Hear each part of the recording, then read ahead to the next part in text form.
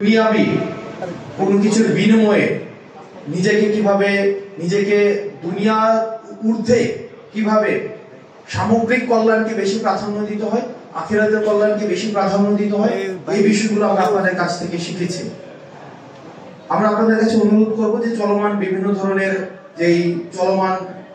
আমরা যেই ধরনের বাংলাদেশ চাই সেটির বিরুদ্ধে যে ধরনের সমস্যাগুলো দেখা যাচ্ছে, আজকে ঢাকায় মিছিল হয়েছে, বা ইসলামের পরিপন্থী যে ধরনের কার্যক্রমগুলো ধর্মের নামে অব্যাহত থাকে বা অব্যাহত রাখার চেষ্টা করা হয়, সেগুলোর বিরুদ্ধে আপনারা সবার আগে আপনাদের অবস্থানটা অব্যাহত রাখবেন।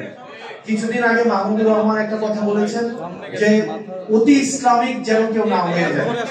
আমরা এমন কোন কার্যক্রম যেন না করি যেটি বিশ্ব দরবারে বা আন্তর্জাতিক দরবারে ইসলামের যে মূল এসেন্স সেটির বিরুদ্ধে কোন ধরনের বার্তা যেন না দেয়। আপনারা জানেন যে দেশে বিদেশে ষড়যন্ত্র অব্যাহত রয়েছে বাংলাদেশকে অস্থিতিশীল করার। আমাদের দেশে বিভিন্ন ভাবে সাম্প্রদায়িক ট্যাগ দেওয়া হয়, কিন্তু আমরা সবসময় বলে আসছি আমরা হয়তো অসাম্প্রদায়িক দেশ নয়, কিন্তু আমাদের দেশে সাম্প্রদায়িক সম্প্রীতি রয়েছে, এবং আমাদের দেশে যে সাম্প্রদায়িক সম্প্রীতির যে সুন্দর বার্তাটি আমরা সেটির উদাহরণ হতে পেরেছি 5 আগস্টের পরে। আমরা ডক্টর মোহাম্মদ ইউনূস দেখিয়েছেন প্রমাণ দিয়ে যে 5 আগস্টের পরে শুধুমাত্র ধর্মীয় পরিচয়ের কারণে বাংলাদেশে একটি হামলাও হয়নি, এবং সেগুলো ছিল প্রপাগান্ডা। আমরা এই প্রপাগান্ডার বিরুদ্ধে আমাদের সরব অবস্থান রাখবে, এবং আমরা যদি কেউ ইসলামের মূল ধারার বাইরে যেন ইসলামের পরিচয় ব্যবহার করে যেন দেশে আমরা দেখতে পাচ্ছি যে ভারতীয় ষড়যন্ত্র এখনো পর্যন্ত অব্যাহত রয়েছে, সেটির বিরুদ্ধে যেন আমাদের সংগ্রাম অব্যাহত থাকে।